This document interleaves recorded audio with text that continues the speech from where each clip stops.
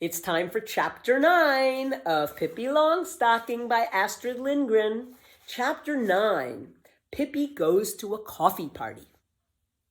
Tommy and Annika's mother had invited a few ladies to a coffee party, and as she had done plenty of baking, she thought Tommy and Annika might invite Pippi over at the same time. The children would entertain each other and give no trouble to anyone. Tommy and Annika were overjoyed when their mother told them and immediately dashed over to Pippi's to invite her. Pippi was in the garden, watering the few flowers still in bloom with an old rusty watering can. As it was raining cats and dogs that day, Tommy told Pippi her watering seemed hardly necessary. "Yes, that's what you say," said Pippi grudgingly, "but I've lain awake all night thinking what fun it was going to be to get up and water, and I'm not going to let a little rain stand in my way." Now Annika came forth with the delightful news about the coffee party. "A coffee party! Me!" cried Pippi, and she was so excited that she began to water Tommy instead of the rose bush she intended to sprinkle. "Oh, what will happen? Oh, I'm so nervous. What if I can't behave myself?" "Of course you can," said Annika.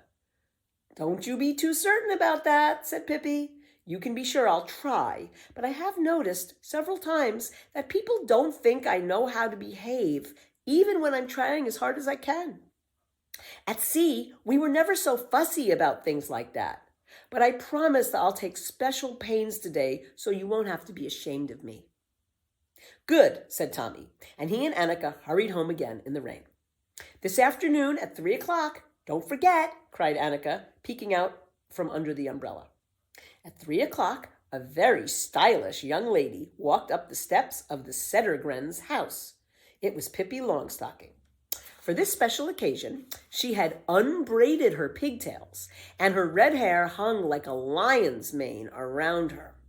With red crayon, she had painted her mouth fiery red, and she had blackened her eyebrows so that she looked almost dangerous.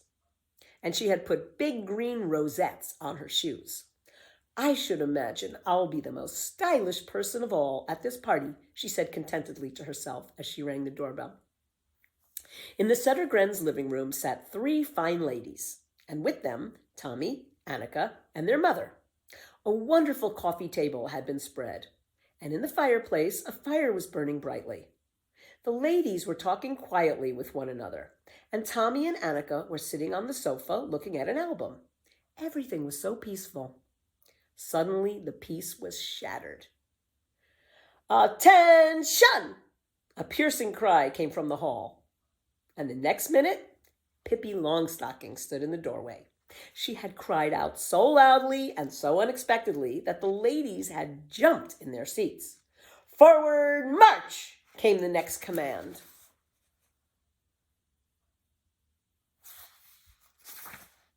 And Pippi, with measured steps, walked up to Mrs. Settergren. "Halt!" she stopped. "Arms forward! 1, 2!" she cried, and with both hands gripped one of Mrs. Settergren's and shook it heartily. "Knees bend!" she shrieked, and curtsied prettily.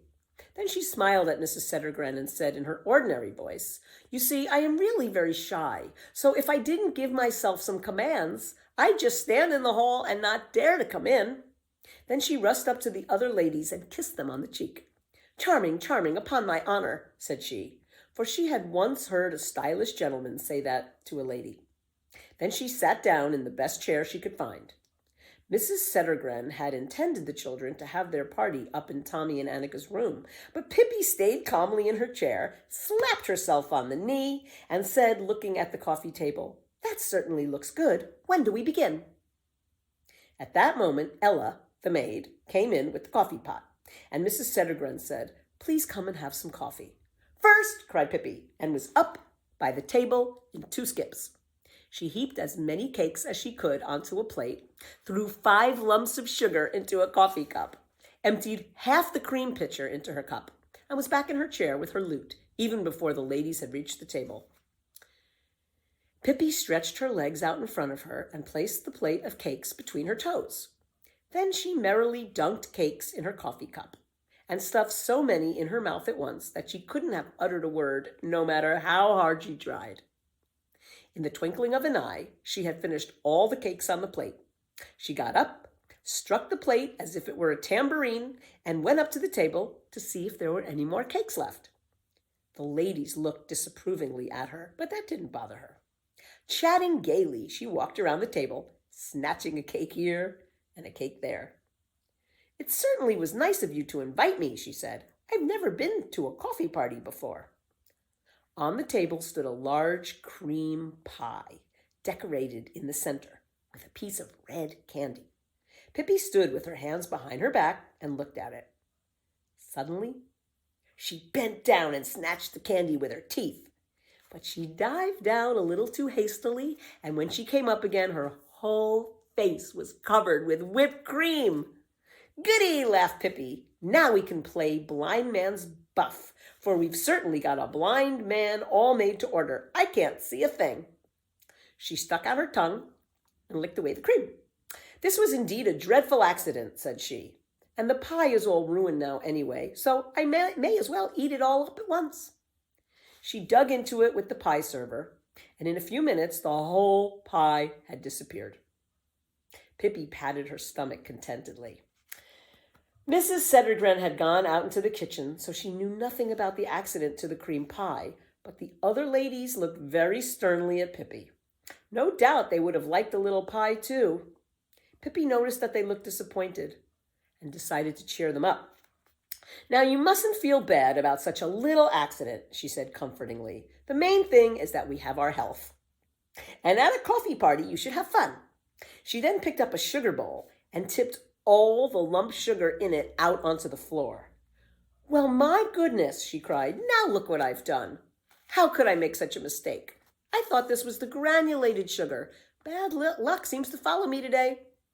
Thereupon, she took a sugar spoon out of another bowl and began to sprinkle granulated sugar all over the floor. "I hope you notice," she said, "that this is the kind of sugar you sprinkle on things. So it's perfectly all right for me to do this, because why should there be the kind of sugar to sprinkle on things if somebody doesn't go and sprinkle it? That's what I'd like to know.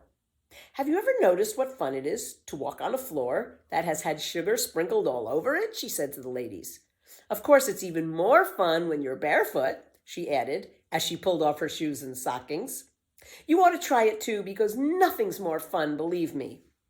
At that moment, Mrs. Lindgren came in, and when she saw the sugar all over the floor, she took Pippi firmly by the arm and led her over to the sofa to Tommy and Annika. Then she went over to the ladies and invited them to have more coffee. That the cream pie had disappeared only made her happy, because she thought the ladies had liked it so much that they had eaten it all. Pippi, Tommy, and Annika sat talking quietly on the sofa. The fire crackled on the hearth. The ladies drank their coffee, and all was quiet and peaceful again. And so often happens at coffee parties, the ladies began to talk about their servant problems. Apparently, they had not been able to get very good servants, for they were not at all satisfied with them, and they agreed that it really was better not to have any servants at all. It was much more satisfactory to do things yourself, because then you at least knew that things were done right. Pippi sat on the sofa listening, and after the ladies had been talking a while, she said, "Once my grandmother had a servant named Malin.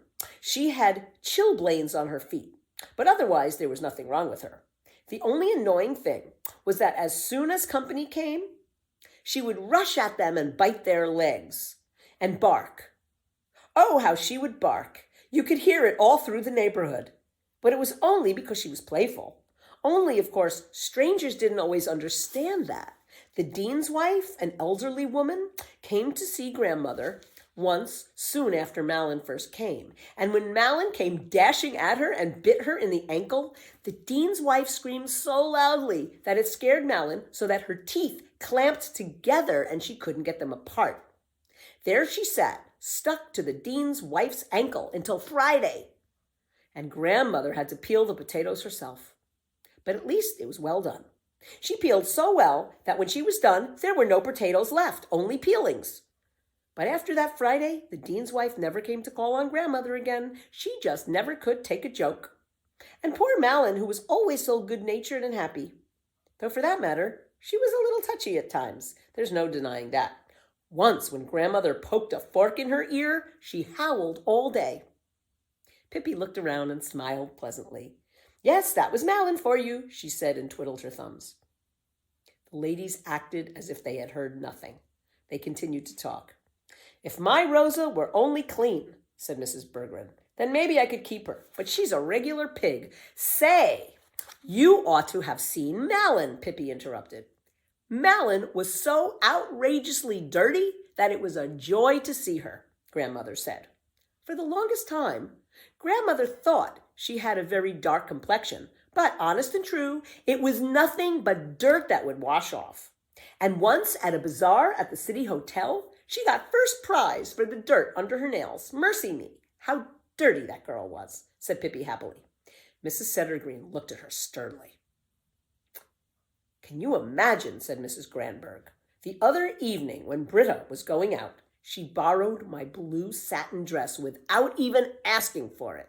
Isn't that dreadful?" "Yes, indeed," said Pippi. "She certainly seems to be cut from the same piece of cloth as Malin, from what you say." Grandmother had a pink undershirt that she was specially fond of. But the worst of it was that Malin liked it too, and every morning Grandmother and Malin argued about who was to wear the undershirt. At last they decided it would be fair to take turns and each wear it every other day.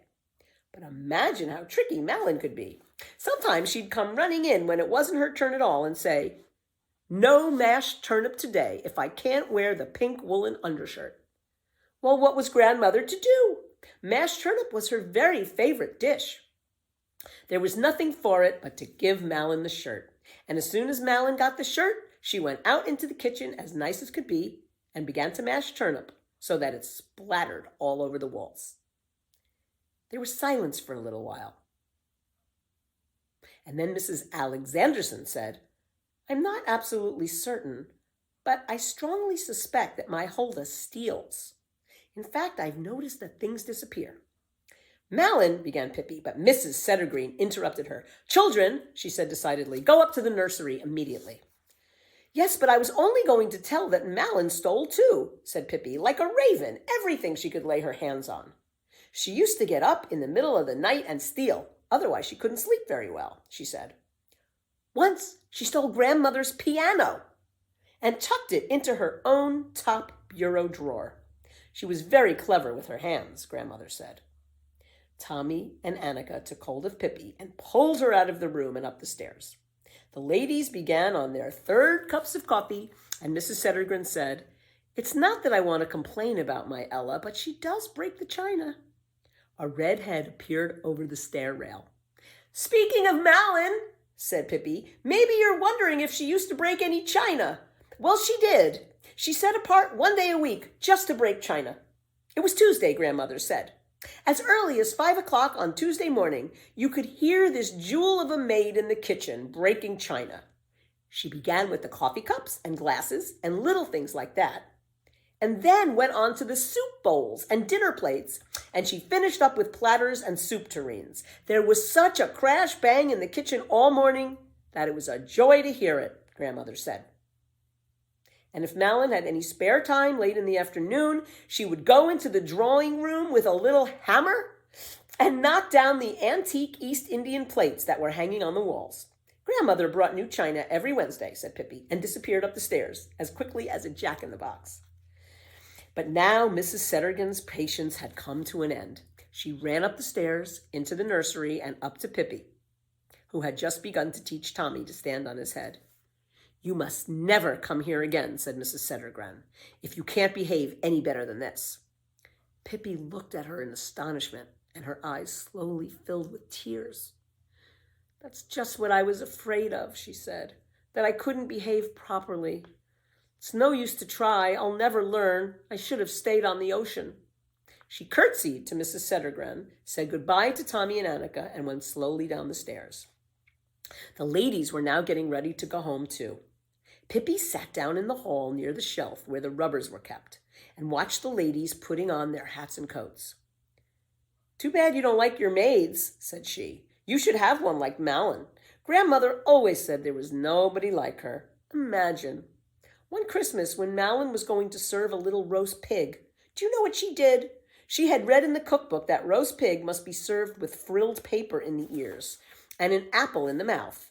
But poor Malin didn't understand that it was the pig who was supposed to have the apple. You should have seen her when she came in on Christmas Eve with her best apron on and a big Gravenstein apple in her mouth. "Oh, Malin, you're crazy," Grandmother said to her. And Malin couldn't say a word in her own defense. She could only wiggle her ears until the frilled paper rustled. To be sure, she tried to say something, but it just sounded like blub, blub, blub, blub, blub. And of course, she couldn't bite people in the leg as she usually did. And it would be a day when there was a lot of company. Poor little Malin, it wasn't a happy Christmas Eve for her, said Pippi sadly. The ladies were now dressed and said a last goodbye to Mrs. Settergren. And Pippi ran up to her and whispered, "Forgive me because I couldn't behave myself. Goodbye." Then she put on her large hat and followed the ladies. Outside the gate, their ways parted. Pippi went toward Villa Vicula and the ladies in the other direction. When they had gone a little way, they heard someone panting behind them. It was Pippi, who had come racing back. You can imagine that Grandmother mourned when she lost Malin. Just think, one Tuesday morning, when Malin had time to break only about a dozen teacups, she ran away and went to sea. And Grandmother had to break the china herself that day. She wasn't used to it, poor thing, and she got blisters all over her hands. She never saw Malin again, and that was a shame because she was such an excellent maid, Grandmother said. Pippi left, and the ladies hurried on. But when they had gone a couple of 100 feet, they heard Pippi, from far off, yelling at the top of her lungs, "She never swept under the beds!" And that was the end of the coffee party and of chapter 9. We are almost to the end of the book. No, there's 2 more chapters left. The next one is going to be chapter 10, Pippi Acts as a Lifesaver, and we will read that one next. See you there. Having a good day, Ma.